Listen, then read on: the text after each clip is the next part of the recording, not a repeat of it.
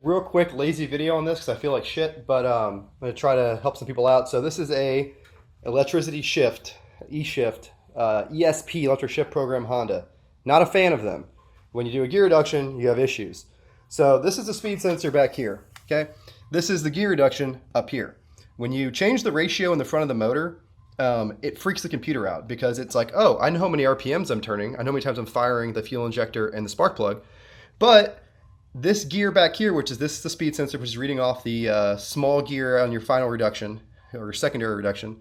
And it's like, oh man, this gear's not turning as fast as it should be because you lowered the gear ratio here. So those gears go through the transmission. And it's like, man, I'm in fourth gear and I'm only doing 26 miles an hour. What the heck?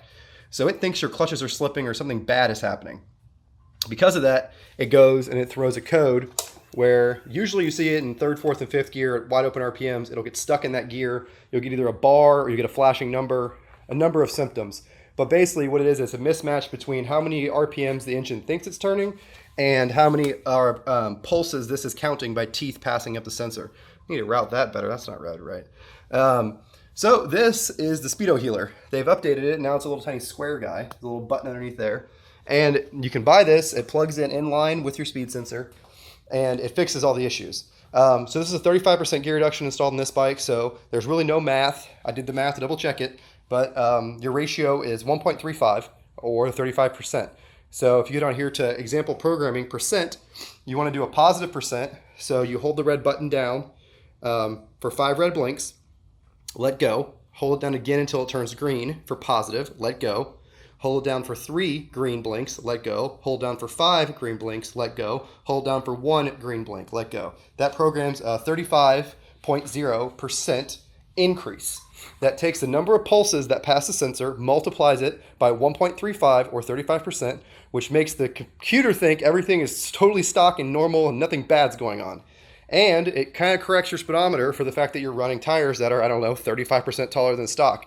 So you get a little bit more accurate speedometer and you don't get the issue where it gets stuck in gear. Now, do I recommend buying an electric shift bike? Absolutely not. But you can do a gear reduction on these bikes. You just got to get the Speedo Healer.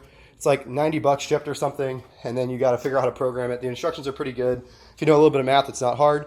Now, what is tricky is if you do a secondary reduction. Secondary reductions don't make any sense with the Speedo Healer because it's a different number of teeth.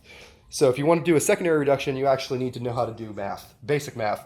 It's pretty easy, just little calculations. I've done them on a P500, no big deal.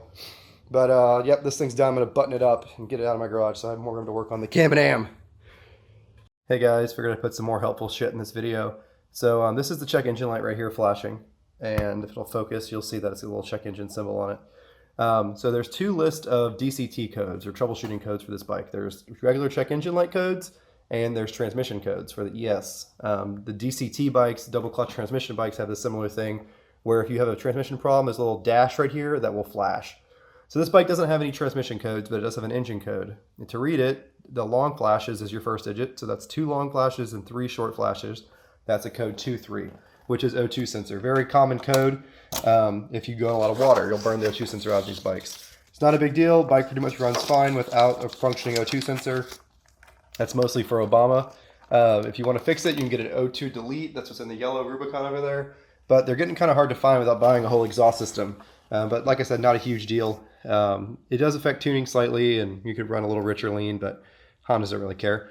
Also, so here's some more good information for you. Clutch adjustment, no one ever does it, but you should. If you're running big mud tires, you should do it every single ride. Here is the procedure. You can read it.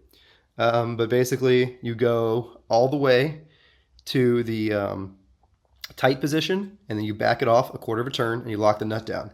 Takes 2 seconds, do it every oil change, and your clutches will last a lot longer. Your bike will shift better, and it's good for everything. This clutch adjustment on this bike was very bad, so I put the procedure on the bike.